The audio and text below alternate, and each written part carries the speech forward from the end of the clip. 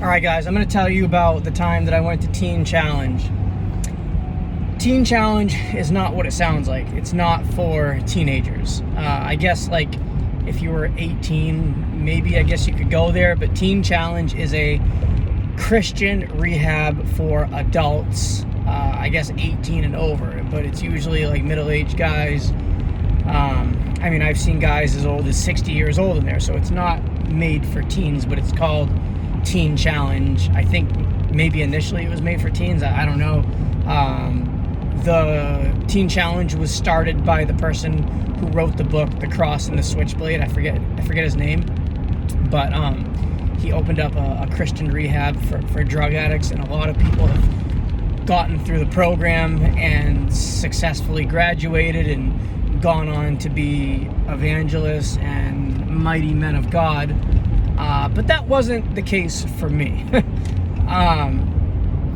When you're trying to get clean and when people are forcing you to get clean, you're not going to quit drugs and get clean unless you want to. Unless you have it in your mind that you're ready to quit. It doesn't matter what people do. They can put you in a million programs. They can send you to all the rehabs. You can go to every detox. None of that's going to matter unless you have said to yourself, I am tired of this life. I do not want to live like this any longer.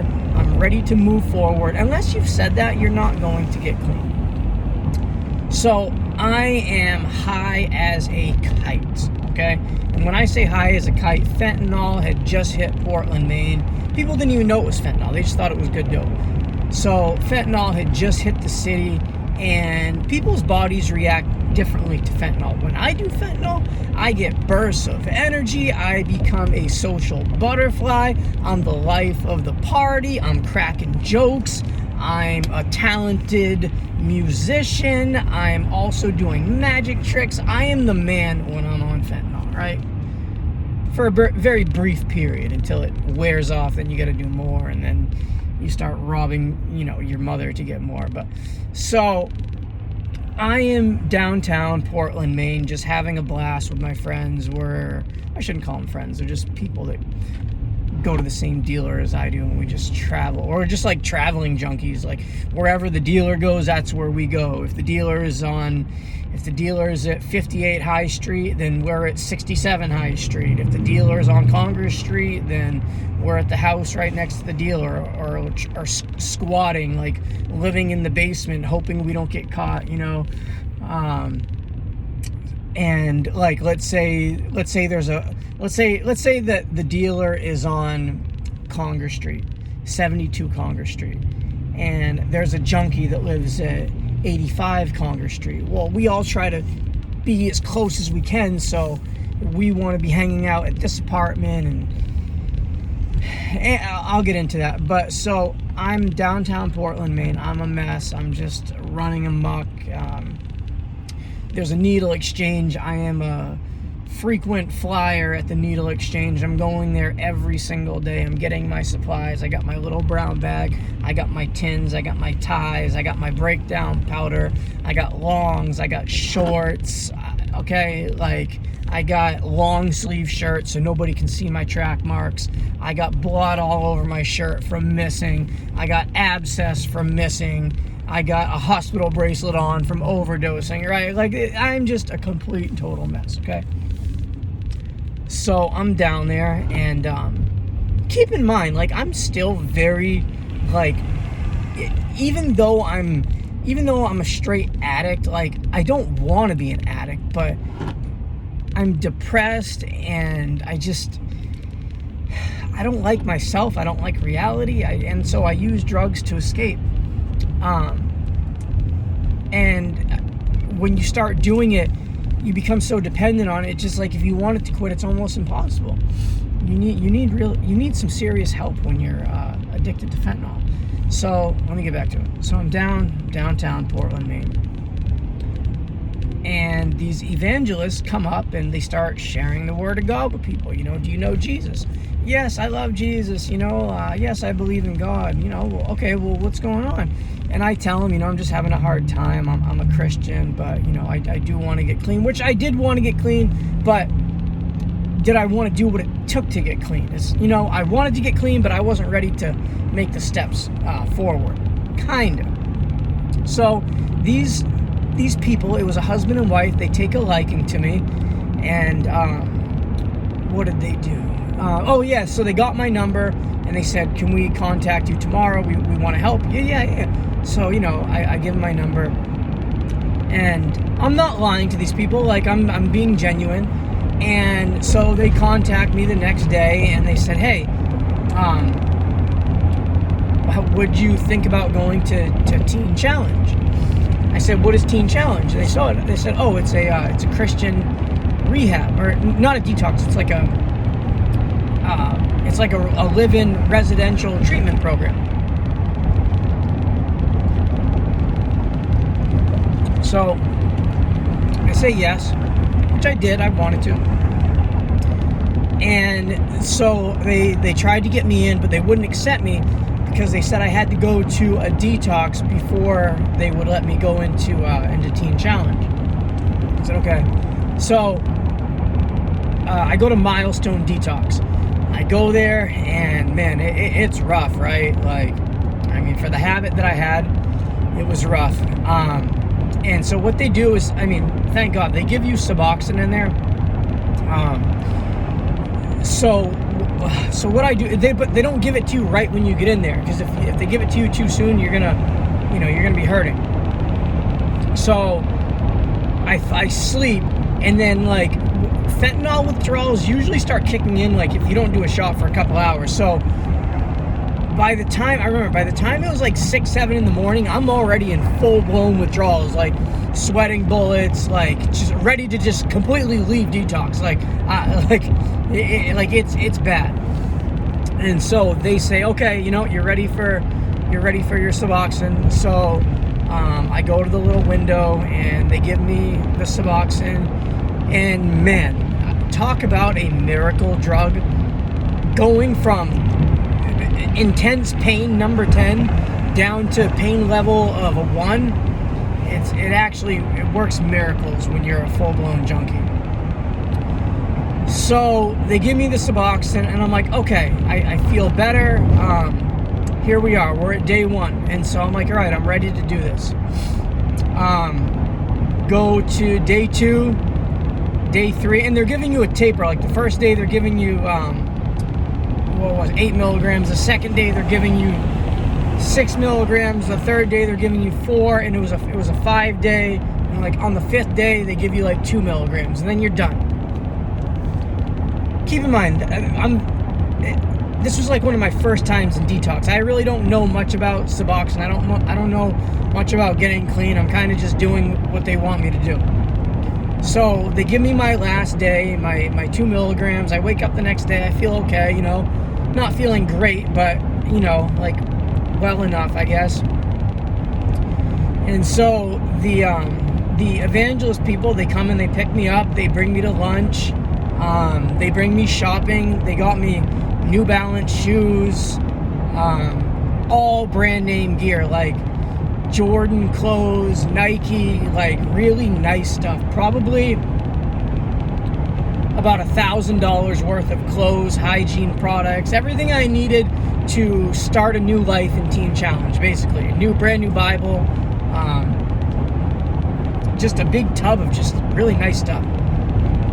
And I was grateful to this. Oh, and they let me spend the night. They let me spend the night at their house because I needed like one more day to go to Teen Challenge, and they knew that I had already been in detox, so they were comfortable with me like staying at their house. And I was grateful, man. Like we talked about God, we read the Bible, and things were good. I was happy to be clean for a few days. And so then the day comes, and they drive me to Manchester, New Hampshire, because that was the closest Teen Challenge to me. So we go to Manchester. Oh, hold on, I'm missing one fact here. So I knew that at some point I was going to be not feeling good, and so I don't smoke weed. But what I wanted to do was bring some weed into Teen Challenge with me, just so that when the withdrawal started like heavily kicking in, I could just, take a couple puffs off some weed and, like just calm myself down and make myself feel better. And coming from doing fentanyl, when you're doing fentanyl, weed is not like, weed's almost medicine at that point. It's not a drug.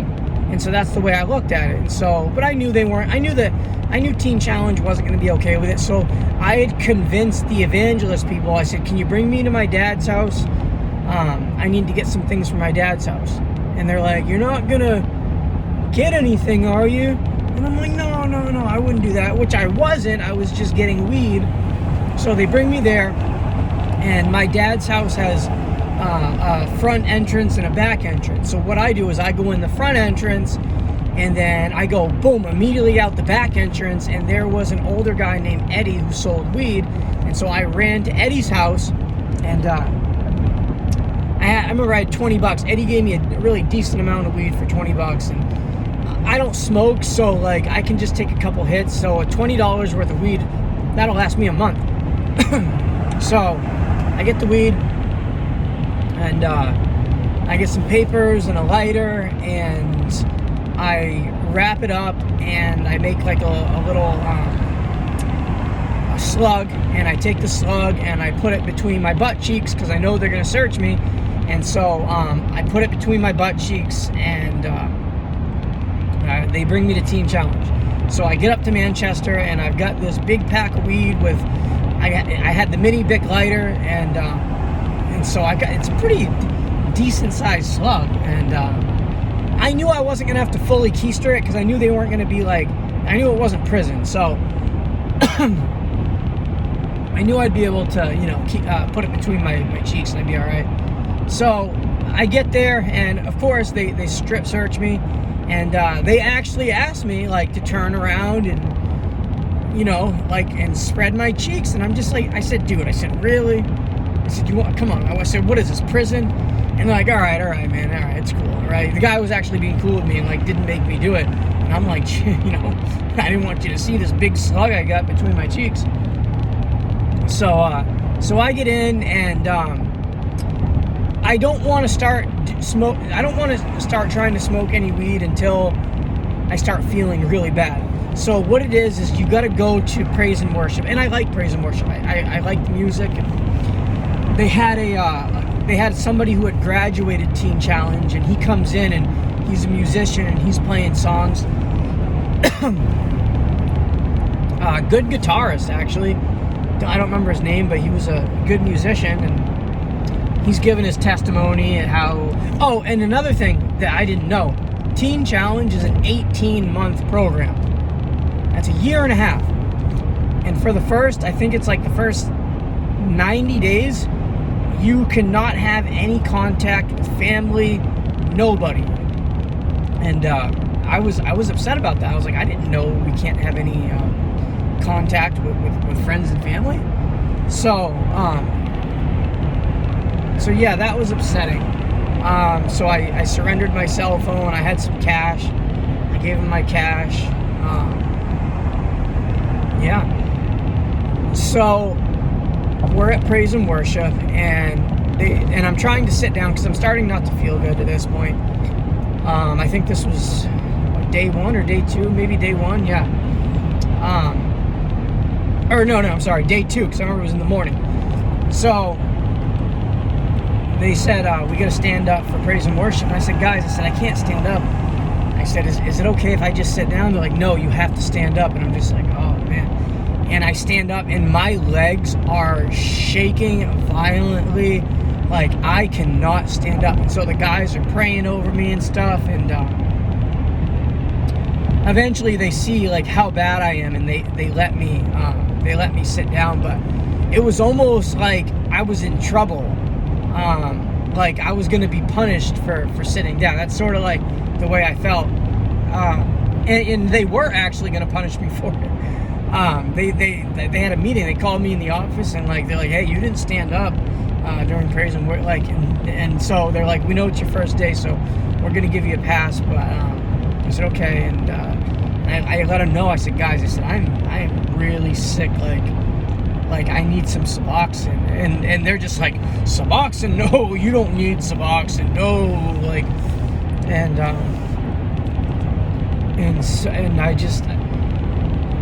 I couldn't do it. And so I went upstairs, and keep in mind, the new resident, I was a new resident. There was a couple people that were semi-new that had been there for a couple weeks, but when you're new and they know you're a drug addict, they're watching you, okay?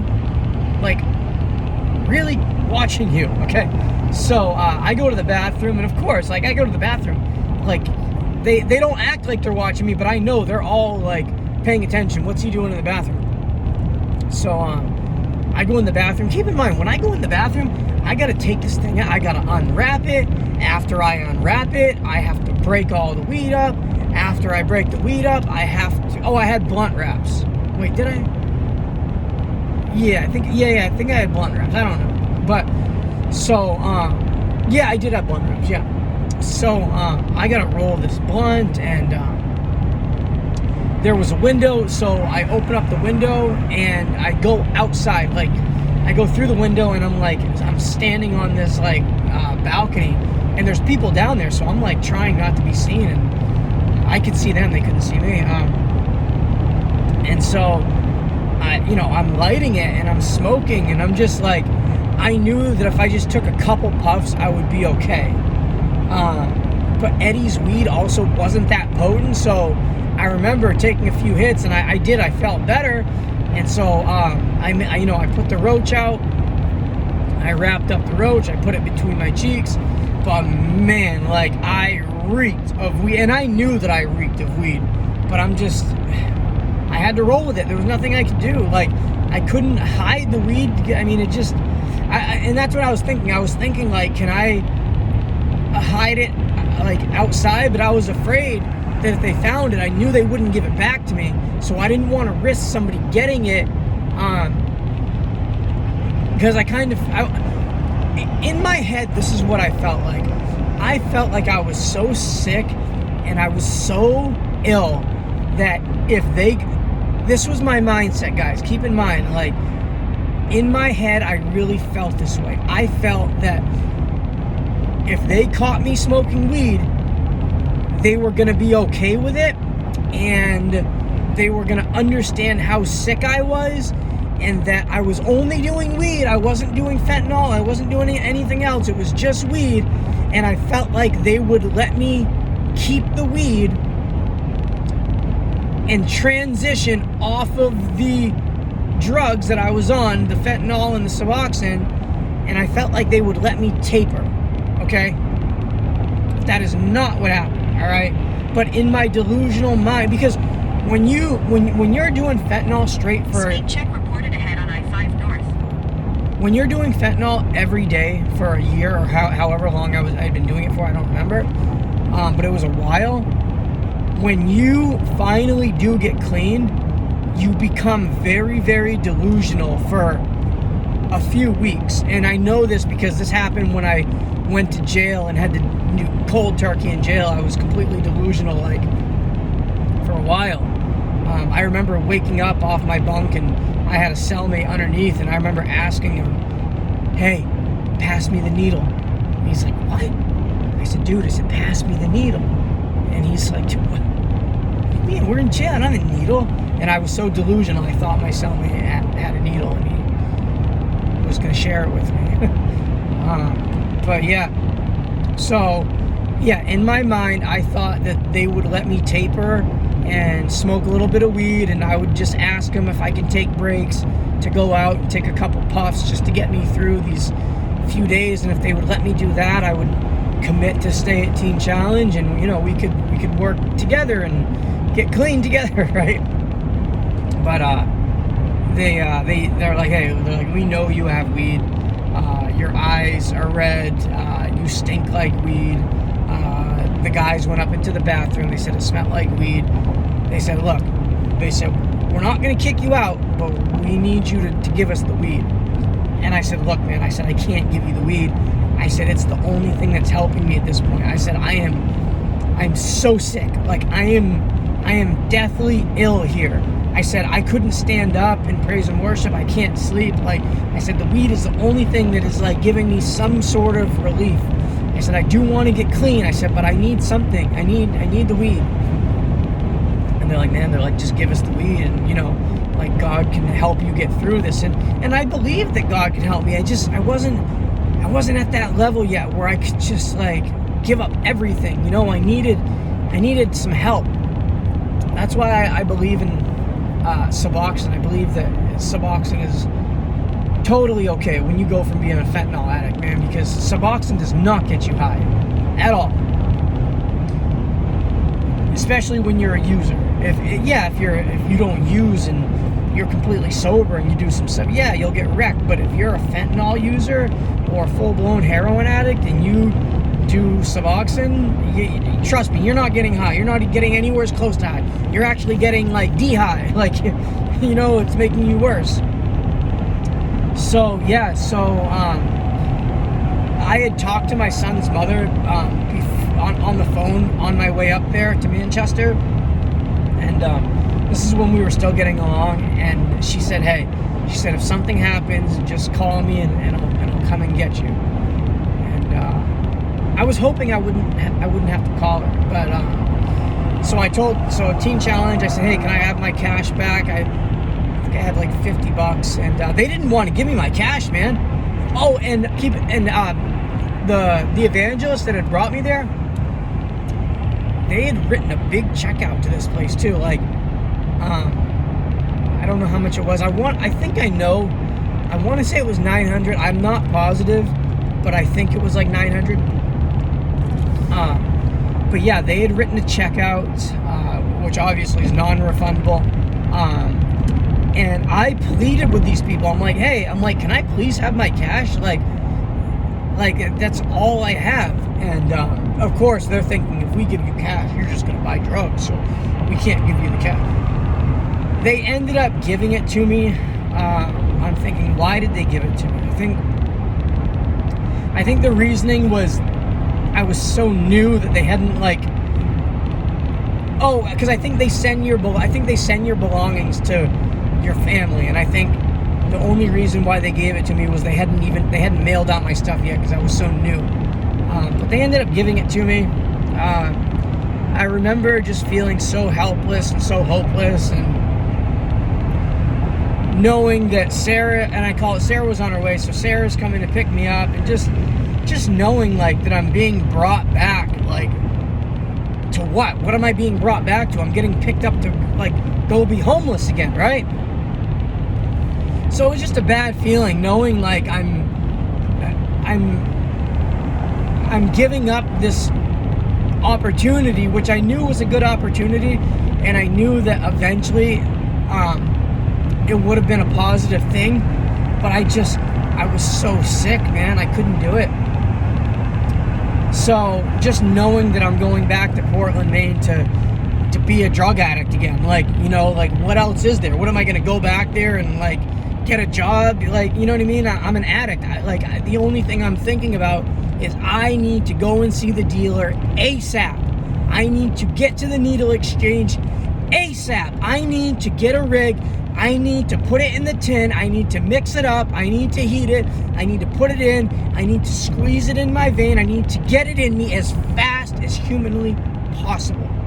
And there's no getting around anything, because that's what I need to do, because I am so sick. And that's the way it is.